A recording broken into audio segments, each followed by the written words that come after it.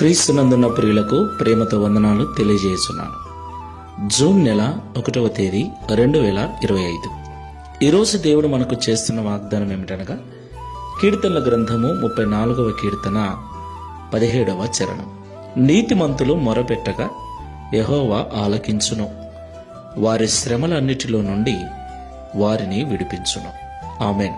నా ప్రియమైన సహోదరి సహోదరులారా, ఈ లోకంలో జీవిస్తున్న ప్రతి ఒక్కరు కూడా అనేక రకాల శ్రమలను అనుభవించాలి.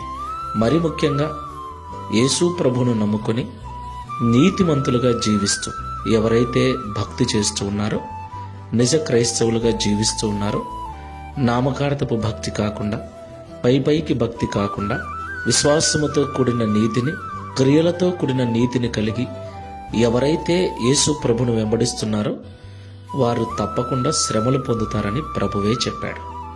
అయితే నీతిమంతులు శ్రమ పడుతున్నప్పుడు, వారు దేవునికి మొరపెట్టినప్పుడు ఆయన వారి మొర విని వారి శ్రమలన్నిటిలో నుండి విడిపిస్తానని ఈ ఉదయకాల సమయంలో మాట్లాడుతున్నాడు. దేవునికి మహిమ కలుగును గాక. ఈ మాటలు వింటున్న ప్రియ సహోదరి సహోదరుడా, నీ విశ్వాసపు జీవితంలో శ్రమలు అనుభవిస్తూ ఉన్నావా? ఇబ్బందులను అనుభవిస్తూ ఉన్నావా? అనేక రకాల శోధనల గుండా నడుస్తూ ఉన్నావా? ఒకవేళ నీకొచ్చిన శ్రమలు, నీకొచ్చిన బాధలు, నీకొచ్చిన కష్టాలు నీ అవిధేయత వలన కాకుండా నీవు నీతిమంతుడిగా ఉండటం వలన వచ్చి ఉంటే దేవుడు తప్పకుండా వాటిని విడిపిస్తాడు. ఒకవేళ నీ శ్రమలు, నీ కష్టాలు నీ యొక్క క్రియల మూలముగా వచ్చి ఉంటే, నీ యొక్క అవిధేయత వలన వచ్చి ఉంటే నీ మనస్సును మార్చుకో. నీతిమంతుడివై ప్రభువుకు మొరపెట్టు, ఆయన తప్పకుండా సహాయం చేస్తాడు. ప్రార్థన చేసుకుందాం. మహాపరిశుద్ధుడైన యేసుక్రీస్తు ప్రభువా, జీవము గల తండ్రి, మీకు స్తోత్రాలు చెల్లిస్తూ ఉన్నాం. ఇంతవరకు మీరు మాట్లాడిన ప్రతి మాటను బట్టి స్తోత్రాలు తండ్రి. ఈ లోకంలో ప్రతి ఒక్కరికి శ్రమలు వస్తాయని మీరు మాట్లాడారు. అయితే ఆ శ్రమలు మా అవిధేయత వలన వస్తాయని, అలాగే నీతిమంతులకు కూడా వస్తాయని మీరు మాట్లాడారు. అవిధేయత వలన వచ్చిన శ్రమలైతే జీవితం మార్చుకోమని మాతో మాట్లాడారు.